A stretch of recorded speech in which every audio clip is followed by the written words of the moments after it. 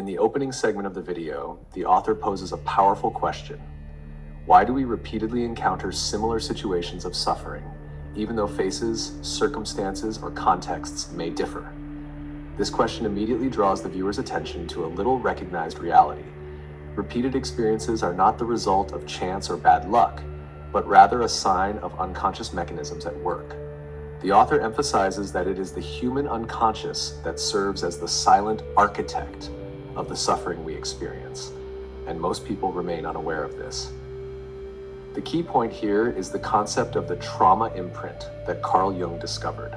These imprints exist in the form of recurring emotional and behavioral patterns, guiding how we react to the world, choose romantic partners, decide to accept or reject opportunities, and even perceive our own self-worth.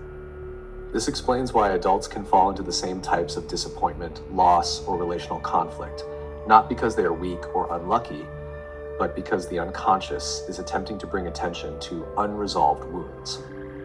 The segment also reveals a profound psychological perspective. Latent wounds are often not obvious or consciously remembered.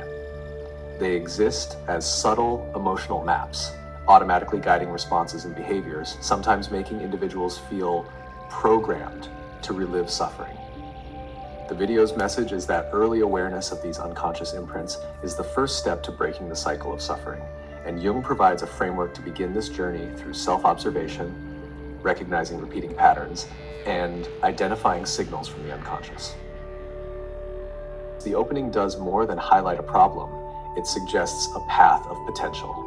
Recurring suffering is not punishment or fate, but an invitation from the unconscious to confront, understand, and ultimately heal inner wounds. This forms the foundation for the video's discussion on shadow work and Jungian methods.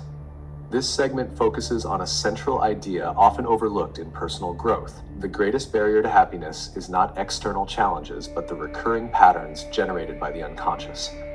When examining life, we tend to blame circumstances, people, or luck. However, Carl Jung showed that most suffering originates within, from unresolved wounds, limiting beliefs, and behavioral patterns formed from past experiences. These patterns are not always visible. They can appear as emotions, habits, or ways of interacting with others that go unnoticed. The concept of the trauma imprint is central here. Jung used this term to describe mental wounds stored in the unconscious, profoundly affecting choices, relationships, and self-perception. A trauma imprint is not just a memory of a painful event, but a subtle pattern shaping how one reacts to similar situations in the present. For instance, someone repeatedly rejected in the past may unconsciously avoid new opportunities or feel anxious in relationships, even if current circumstances differ. Crucial to recognize that these imprints often lie outside conscious control. They operate quietly, silently guiding decisions, attachments, and self-beliefs. This explains why external solutions, simply changing circumstances or surface behaviors, are often insufficient. You may alter your environment, but if the trauma imprint remains, you will continue to attract or recreate similar situations like an invisible loop. The segment emphasizes the importance of turning inward, observing repeating patterns, identifying trauma imprints, and understanding their impact on decisions, relationships, and self-worth.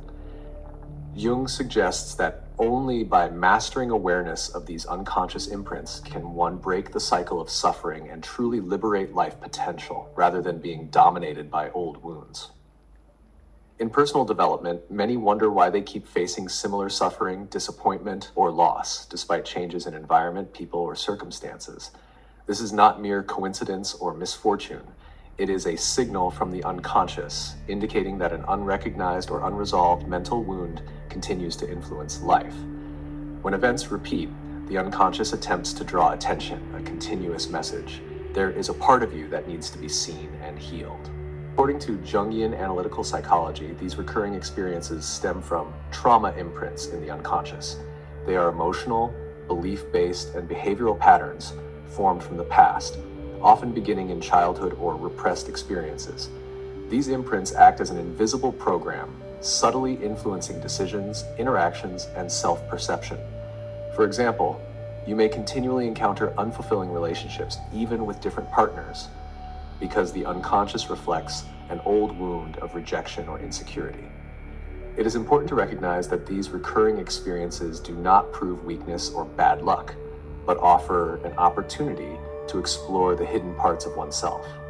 By identifying these patterns, you begin to understand how the unconscious guides you and open the possibility of breaking the suffering loop. This is the first step in healing, observing repeating situations, noting associated emotions, and questioning their origins.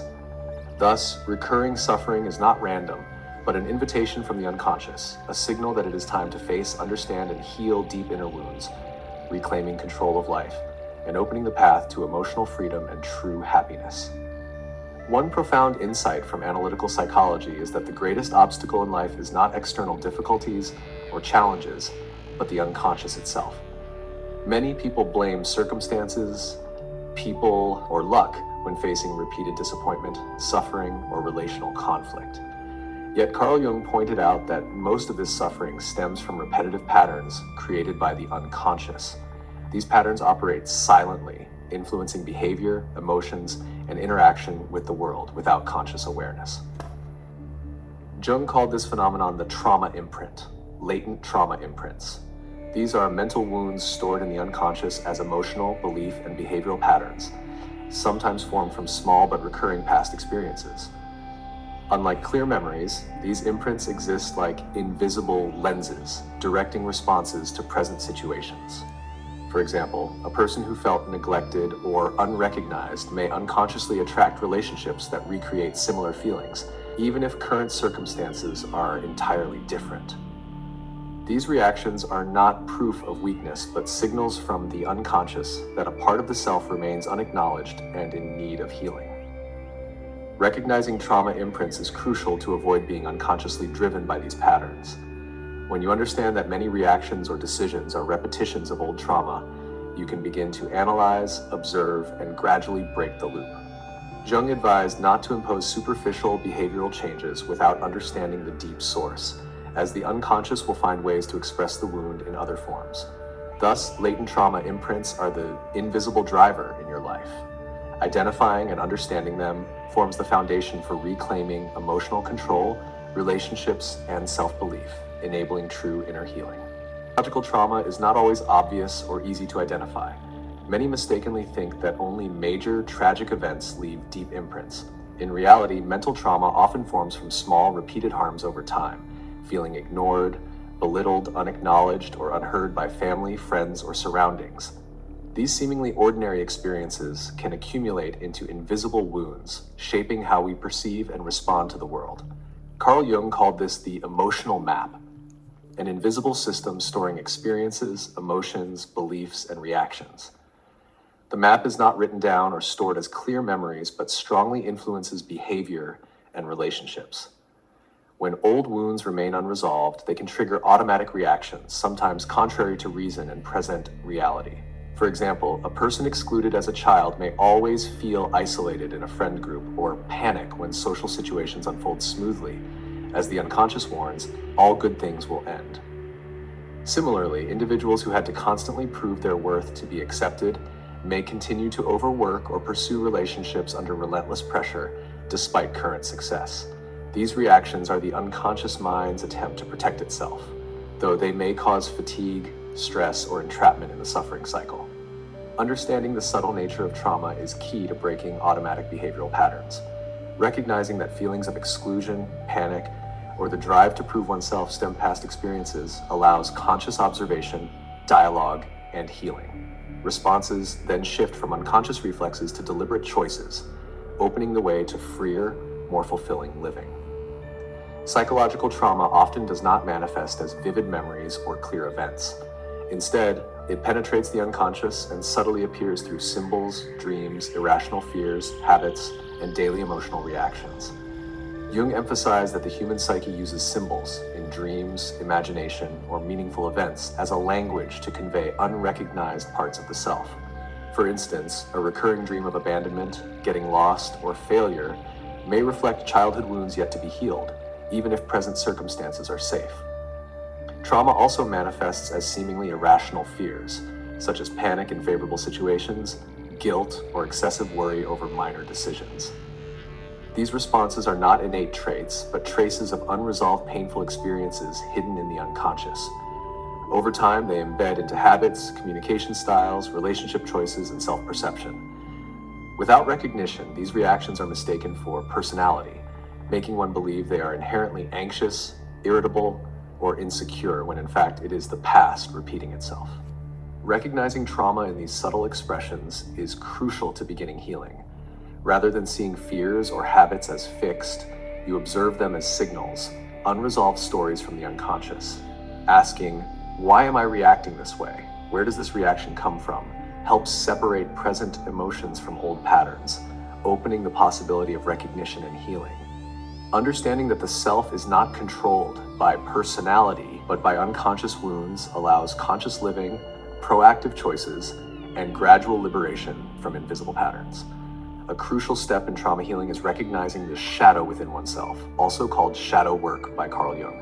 The shadow is not evil or sinful, but contains aspects that were rejected or suppressed because they were not accepted in the early environment. These aspects may include emotions, needs, desires, or beliefs hidden for safety or love. The shadow operates quietly but profoundly affects reactions to the world and self-treatment. An effective method for identifying the shadow is observing what irritates or angers you in others. Jung noticed that traits we dislike or react strongly to often reflect rejected parts of ourselves. For example, being annoyed by laziness in others may stem from growing up where rest was seen as weakness, or discomfort with emotionally expressive people may arise from being taught that showing feelings is dangerous.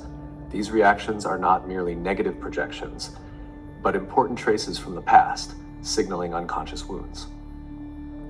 The intensity or exaggeration of a reaction is an important indicator. The stronger the reaction, the closer you are to an unhealed wound. Shadow recognition requires honest, non-judgmental observation to understand that these emotions are not your fault, but a part of the self calling for attention. Confronting and understanding the shadow creates distance between present self and unresolved past, opening opportunities to control reactions instead of being dominated by them. Shadow work is not easy. It demands courage, patience, and self-compassion. Yet, by recognizing and accepting suppressed parts, you not only reduce suffering, but unlock energy, creativity, and potential within the shadow. This is a foundational step toward healing and wholeness. A key concept in Jungian analysis is the complex, clusters of latent trauma or collections of memories, emotions, beliefs, and bodily responses surrounding a specific wound. A complex is not merely a problem or negative feeling. It acts as a psychological landmine, capable of unexpectedly and strongly influencing behavior and emotional reactions. You may feel calm, yet a minor event linked to the past, criticism, rejection, or abandonment, can make you feel like you are 12 years old again, small, powerless, or guilty. These reactions stem from the complex, not current reality. Interestingly, the unconscious often protects complexes, even though they cause suffering. This is because complexes were once vital survival strategies. For instance, a child learning to appease others to avoid conflict carries this behavior into adulthood. Even if it now causes exhaustion or isolation, the unconscious perceives it as safe because it once ensured survival. Complexes exist to maintain safety, not happiness. Identifying complexes is key to breaking suffering loops. Jung advised observing complexes like a scientist observing animals in nature. Step back, avoid judgment, and recognize that the reaction is not your present self, but the voice of the complex. Creating this distance allows choice in response rather than unconscious domination. A useful technique is attending to body traces, increased heartbeat, shallow breathing, muscle tension, or sensations of heat or cold. These are direct signs that a complex is active. Recognizing these signals allows conscious interaction with the complex rather than being driven by it, opening the path to emotional freedom, self-awareness. One of Jung's central strategies to break suffering loops is learning to observe complexes like a scientist observing animal behavior. Rather than reacting unconsciously, pause, step back, and remind yourself, this reaction is not my present self. This is the complex in action. This awareness creates necessary mental space, preventing immersion in automatic emotions and behaviors controlled by the complex. Observing without judgment lays the foundation for conscious choice instead of repeated unconscious patterns. Jung also emphasized noticing bodily signals accompanying complexes: rapid heartbeat, shallow breathing, muscle tension, facial heat. These fingerprints of the complex help identify when the past is influencing the present. Recognizing them allows you to pause, observe, and breathe rather than reacting reflexively, a crucial step to open choice and emotional freedom. A common mistake is attempting to force different behavior without recognizing the source of complexes. Unhealed trauma will manifest in other ways, often uncontrollable and stressful. Prior identification, careful observation, and separating emotions from the present self allow breaking the loop without creating new tension.